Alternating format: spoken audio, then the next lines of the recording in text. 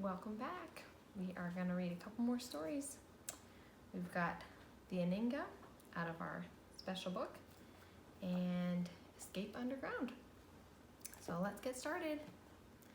The Aninga is found throughout the world in warm, shallow waters. The Aninga is a large bird with a wingspan of up to 4 feet and a body weight of 3 pounds. It has beautiful multicolored wings of jet black, blue, and white. The black and white wing stripes resemble a keyboard and have given the creature the nickname piano bird. The female is distinguished from the male by its gray or light brown head, neck, and upper chest, as opposed to the glossy black of the male. The beautiful green and blue iridescent sheen to the bird's feathers is produced by a reflective layer of melanin granules with a keratin substrate marvelously arranged to reflect a particular portion of the light wave, similar to the way that many butterflies produce reflective coloring. The distinguishing characteristics of the Aninga is its habit of perching and spreading its wings for long periods. This is done to dry out the feathers, as it does not have waterproofing oil glands like most other waterfowl. This is not an accident. It is a design feature that allows the bird to be less buoyant, as the non-oily feathers absorb the water, thus enabling the Aninga to swim and hunt with its body submerged and only its long neck out of the water, and to dive underwater easily and stay down for long periods. It has air sacs located on various parts of its body that allow it to control its level of buoyancy in the water. When it says buoyancy, it just means like floating in the water, bouncing, like if you put a plastic bottle in the water and it would kind of float a little bit. That's what it's talking about. To take off from the water, the Aninga flaps its wings vigorously and runs along the water until it achieves flight. The Aninga spears fish with its long, sharp bill, using its long neck to strike out quickly. The rapid stabbing motion is made possible by the Aninga's unusual arrangement of neck vertebrae. Those are the tiny little bones in its neck. The 8th and 9th vertebrae form a kind of hinge-like mechanism that allows the head and bill to snap forward at a high rate of speed, so fast that very few fish escape. It then brings the fish to the surface, flips it in the air, and swallows it. Or if the fish is larger, the Aninga takes it to shore and pries it off by rubbing it against an object, such as rock or tree. Aningas form lifelong mating pairs, and in breeding season, they have a beautiful blue ring around the eyes. They build their nests in trees, particularly on branches that extend out over water. And the male and female take turns incubating the eggs. When the chicks are 3 weeks old, they can drop out of the nest into the water, and by 6 weeks, they begin their first flight attempts. A flock of Aningas is called a kettle. I don't know if you can see it very well, but here's a picture of it. If not, maybe ask your mom or dad to look one up on Google. I'm sure they could find some really cool pictures. All right, here we go. Last week we started Escape Underground by Clint Kelly, and we made it through chapter 1. And remember, they were going to go underneath in the tunnels with the girl Karis, and they were scared to do it. But they didn't want to look like they were not courageous, I guess. Anyway, here we go. Chapter 2. "Let's run," Nathan yelled to Obadiah. "We'll meet you girls at the nut merchant's stall by the western temple wall. Last one there's a rotten pomegranate." Off they raced. Mara shook her head and watched them take the first corner in perfect stride, right into an angry tide of people rushing toward them. Shouting and cursing, the mob was pulling a familiar-looking man down the street by a rope that bound his wrists together. Mara caught up to the boys and snatched Nathan out of the crowd by the belt of his rope. "He mocks the temple," cried one sweating accuser, so upset that blood dribbled from his lips. Apparently, he had chewed them in fury. Others shouted, "The Sanhedrin rulers know what to do with this mocker." Mara trembled and could feel Nathan trembling too. Sarah looked ready to faint. She could talk pretty bravely, but she was thin and sick a lot of the time. Now even her freckles were pale. Mara put an arm around her shoulders. New Israel never wanted to fall into the hands of the Sanhedrin. They were stern men with beards longer than anyone else's. They judged disagreements among the Jews, and their word was final. People who scorned the temple died. As the mob passed, Mara looked closely at the kind, bearded face in the middle of the stampede. The man's wrists were swollen from the rope. Stephen! It's Stephen! But he's famous in the church. Why is he being yanked along like an animal? This wasn't the first time something like this had happened. Jesus had also been shoved through town on his way to the cross. Stone him! Stone him! The terrible cry came from every direction. Mara covered her ears. Crucify him! Crucify him! That's what they'd said. I was a little girl then. His face was kind like Stephen's. He smiled at me. I know he did, she thought. Nathan glanced anxiously at his sister. Obadiah yanked nervously at his cloak. Sarah looked as if she'd swallowed a big cup of sour milk. Mara could see that the rest of New Israel didn't want to be there either. Suddenly, there was Karis across the way, standing back among the camels and mules laden for market. What is she doing here? Mara watched the girl's mouth try to form words, but they seemed frozen on her lips. The sack on her back slipped from her fingers and fell into the street.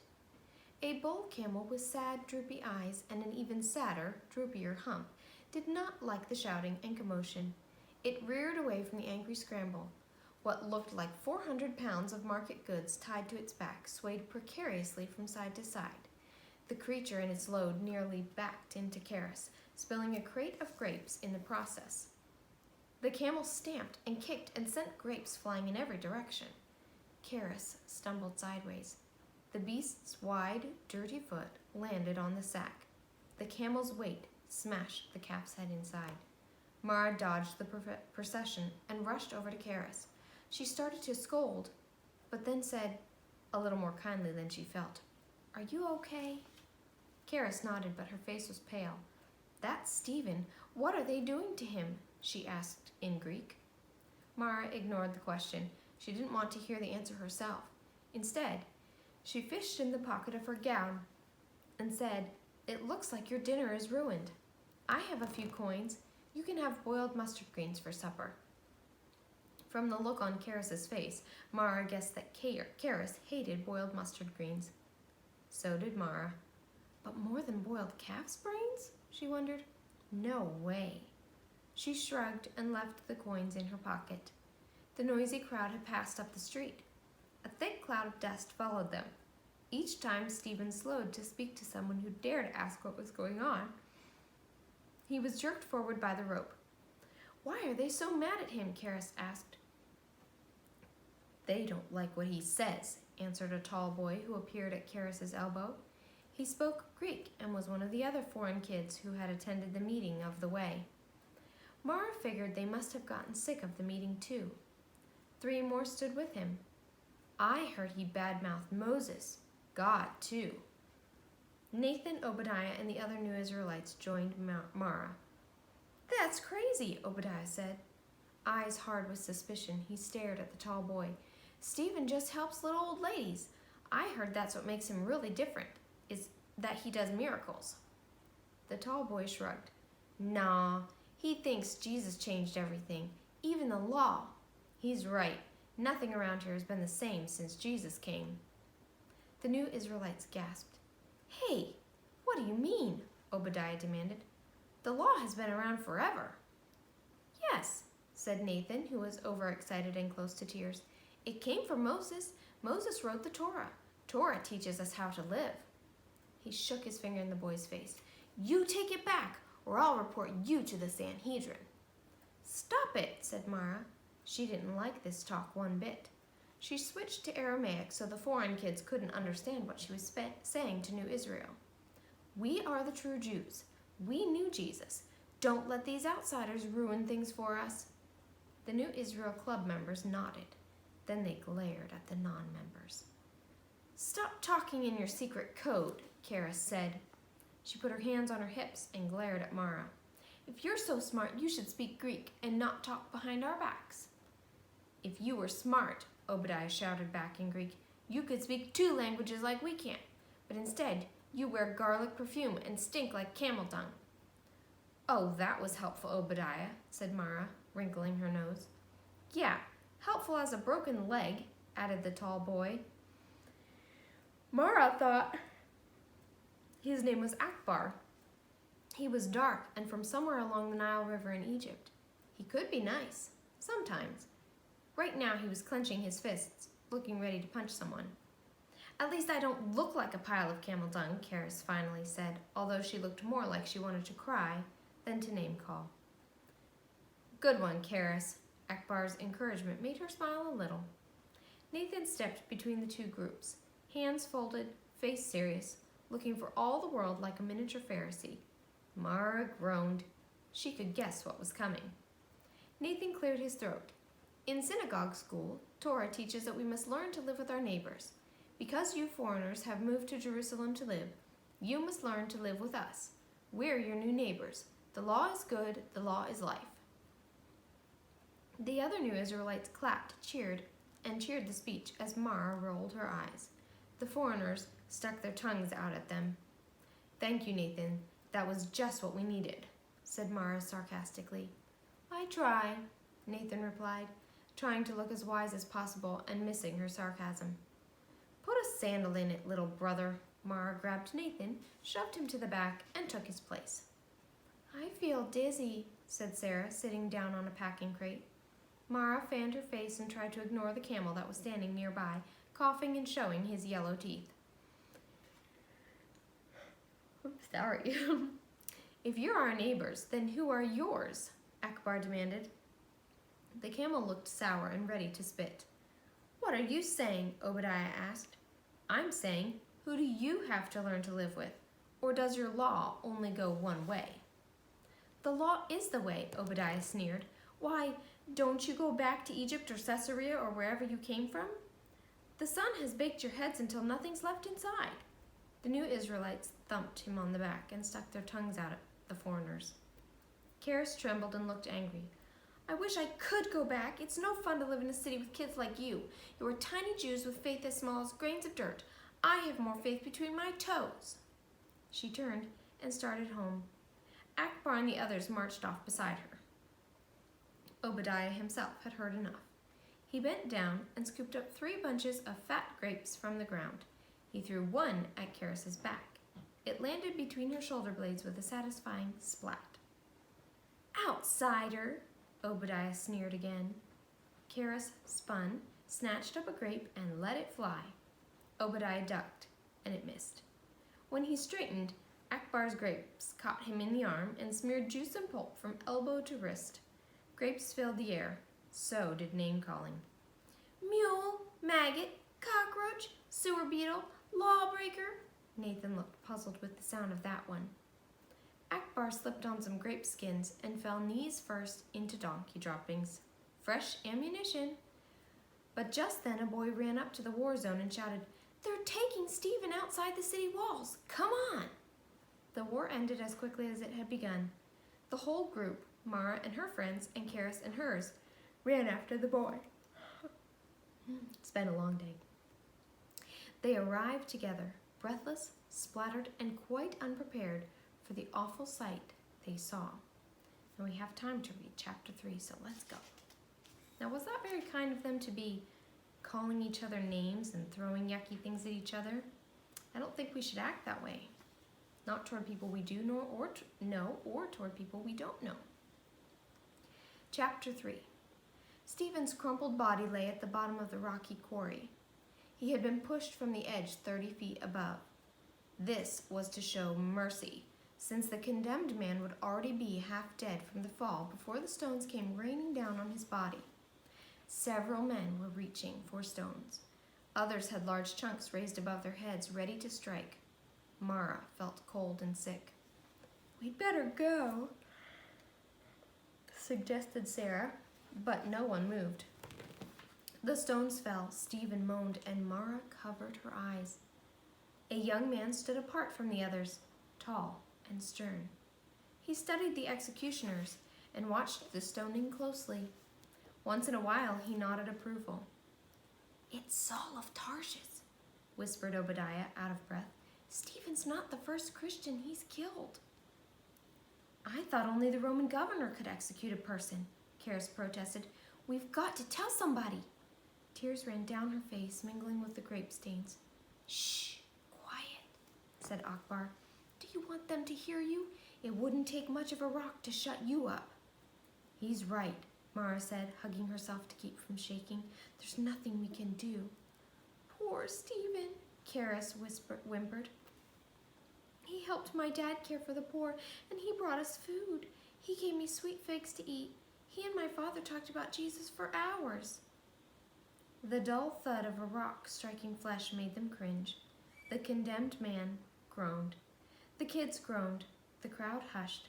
Mara wondered if any of them were sorry they were getting what they had asked for. "You children should not be here." Mara jumped. A short, squatty man glared at her. "Run away," he scolded, shooing her off with a pudgy hand. "There's going to be trouble. This won't be the end of it. You'll see." He almost spat at her. Mara backed away and motioned the others to higher ground. From a little hill of rubble, they watched the sweating man bend down for more rocks, their faces full of heat and hate. Mara prayed for a miracle. "God, don't let Stephen die." She reached for Nathan. He wasn't there. "Nathan! Where's Nathan?" Panic gripped Mara. "He was here a minute ago," said Obadiah, breathing hard. "Nathan!" called Mara. "Nathan!" Here, Mara." Nathan scrambled up the rocky mound. Dirt streaked his sweaty face.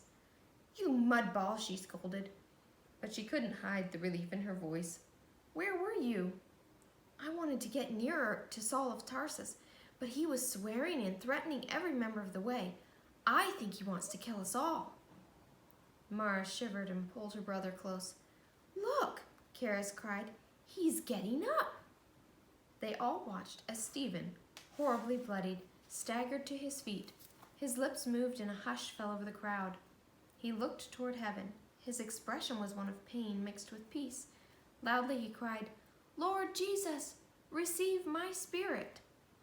He stumbled and dropped to his knees. He cried out again, "Lord, do not hold this sin against them." Then he collapsed and was still. Mara looked at Saul, who was watching the body for signs of life. There weren't any. He forgave his murderers. Mara couldn't believe it. Jesus had done the same thing on the cross. "How could he forgive those people?" Obadiah asked, an angry look on his face. "They killed him." He shook his head. "I couldn't forgive them." "Me either," said Sarah, tears streaming down her face. "Come on," Mara said, an ache in her throat. "We need to go back." They left the quarry, their heads hanging, tears streaking paths through the dirt on their faces. Nobody talked much on the way home until Nathan finally said quietly, "In synagogue school, the rabbis teach that it's right for you to forgive someone up to 3 times. "Some of those men threw a lot more than 3 rocks, Obadiah said angrily. "Jesus said to forgive 70 times 7 if you have to," Akbar said. He sounded anything but ready to do that.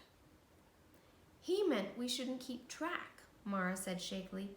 "We should just forgive whenever someone says he's sorry." "But none of Stephen's murderers said they were sorry." Obadiah practically spat the words. Then he sniffled and lowered his head to hide his tears. "He asked the Lord to forgive them anyway.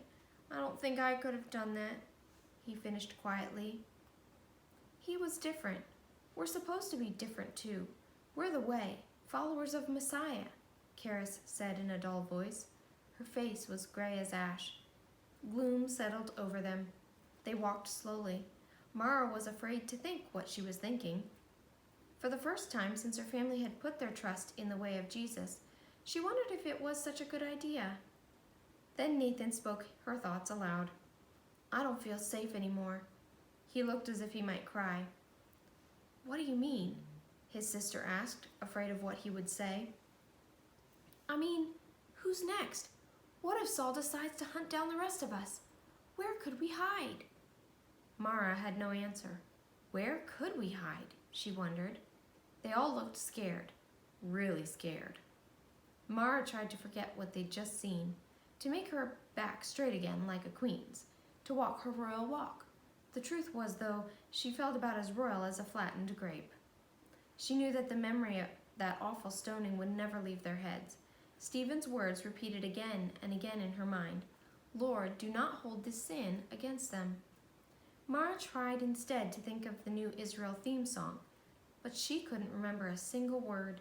Even if she had been able to recall the words, there was no way she could possibly sing it. Chapter 4. The next day, Mara's father Joshua called an emergency meeting of the way. Joshua was a leader in the new church. Mara loved to watch him. He was tall, strong, and handsome. He looked like royalty. When he spoke, people stopped their chatter and listened closely. His voice, deep and clear, commanded attention. Today, it made heads shake, lips tremble, and mothers clutch their babies tighter. As Mara listened, she felt proud and petrified at the same time. Believers in Jesus, listen! Stephen's death will not be the last. In the night, Saul's thugs broke into John and Justin's homes, taking them and their sons captive. 6 more, friends, 6 more. A shudder passed through the crowd in the main room of Mara's home. As soon as the emergency meeting of the way had been called, Mara had called an emergency meeting of New Israel. Karis and a bunch of her friends had come with their parents and wanted to sit with New Israel. Mara was annoyed. Can't they form their own club? Most of the kids, whether in or out of New Israel, had a younger brother or sister to watch.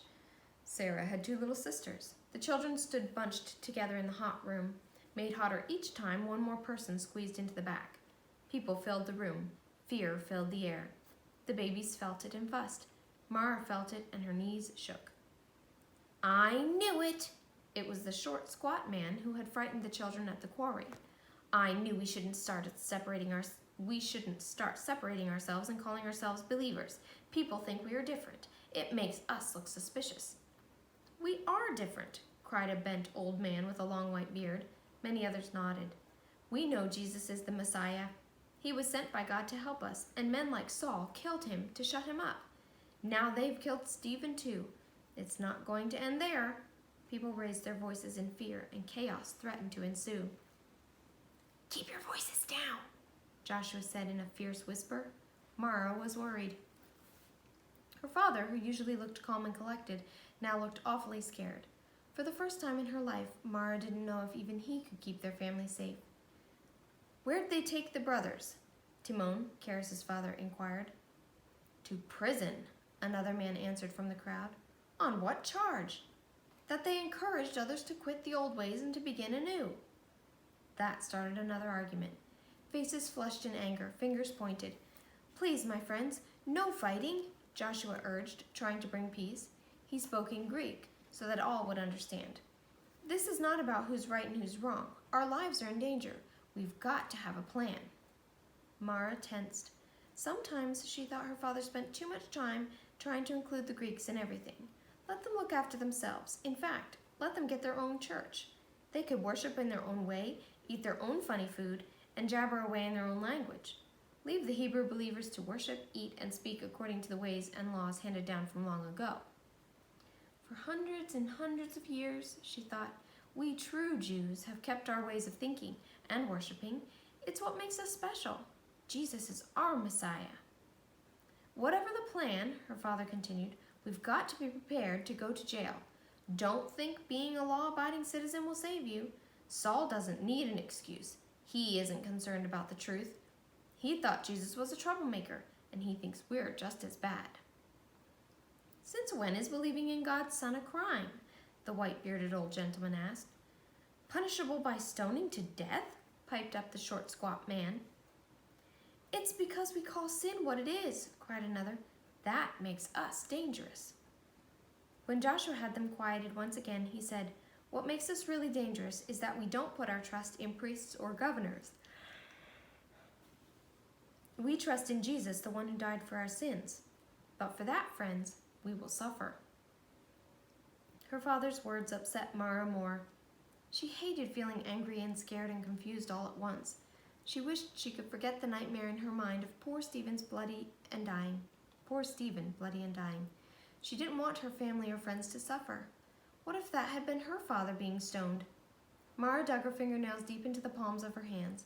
It was too horrible to imagine and too unfair.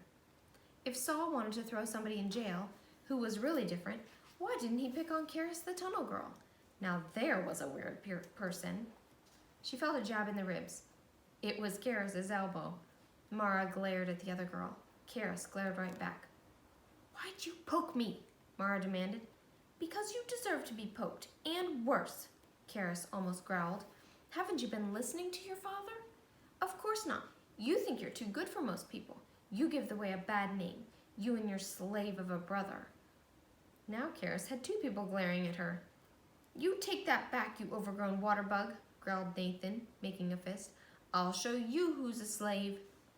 Karis was as jumpy as the rest, but it didn't hide her disgust. "Saul could come here and take us any minute, but you still want to pick fights. Baby rabbis don't go around slugging people, unless of course they're looking for work on the Sanhedrin." She turned away. Nathan sputtered but relaxed his fist. "Good thing for you Torah doesn't let me punch a girl," he muttered at her back. "Does it let you punch a boy?" Suddenly Akbar practically stood on Nathan's toes, and the look on his face said it wasn't a friendly visit. Mara grabbed Nathan. Sarah grabbed Mara. Obadiah bumped into Akbar belly first, ready to defend Nathan. No member of New Israel looked happy. No non-member of New Israel looked happy. No one in the room looked happy either. Mara hadn't been paying attention to what was going on in the room, so she was surprised when a chunk of stale bread suddenly sailed from somewhere over the heads of the crowd. The bread nearly landed in a clay pot that was filled with lamp oil and sitting on a bench near the fireplace at the center of the room. Two young men at the front of the room stood chin to chin, ready to tear each other's beards out. Forgetting his own warning to keep it down, Joshua bellowed, "Stop it! Animals behave better than this." Startled, the men released each other's clothing and took a step back. Some people looked embarrassed. All looked uneasy. They turned to Joshua. "Would Jesus be pleased with us?" he asked, arms spread to include everyone. The people shrank back, murmuring to themselves. Mara, Karis, and the others stared at the floor. Suddenly the door burst open with a crash. Mara stood frozen to the spot as 5 men she'd never seen before stormed the meeting, swinging clubs and lunging for anyone they could grab. Screams and shouts and the shrieking of children turned the room into a madhouse. The bench toppled to the floor, dumping lamp oil with a splash. The oil caught fire, but a man quickly stamped it out. Mara watched her pretty hand-woven fruit basket fall beneath stampeding feet. 2 huge clay water pitchers fell from the shelf and broke against the floor in 1,000 pieces. "Mother will be sick. Where is she?" Mara wondered. She tried to see through the crowd, but all was confusion. People shoved and crawled for the doorway. The cows and chickens at the front of the house bawled and squawked in terror. Mara searched frantically for her father. He was wrestling one of the attackers, trying to yank the thick wooden club out of his hand. What could she do? A shriek from Obadiah's little sister made up Mara's mind. She would save the kids and pray that her father and mother could get away. Separated from their parents by the intruders in all the confusion, the children looked dazed. Mara pushed and herded 4 of the youngest out of the door to the street. Sarah had 1 in each hand and a third on her back. The older boys followed with the rest. "Quick," Mara ordered. "To the roof. Hurry!" She carried and pulled 4 children up the stone stairs beside the house. After she'd shoved them onto the roof, she reached back for the others running up the stairs behind her and pushed them forward. Karis joined them, and with the older boys made everyone lie flat against the roof. Mara peered over the edge and watched the men and women, her parents included, being herded down the street like cattle. Other people stopped to watch the spectacle and pointed at the prisoners. "Where'd those kids go?" one of the attackers shouted from the street. "We'll come for them later," shouted the one in the lead. "They can't hide forever." The last thing Mara saw before they turned the corner was her father looking back toward the roof. He knew she would hide up there. It was where she loved to go as a little girl.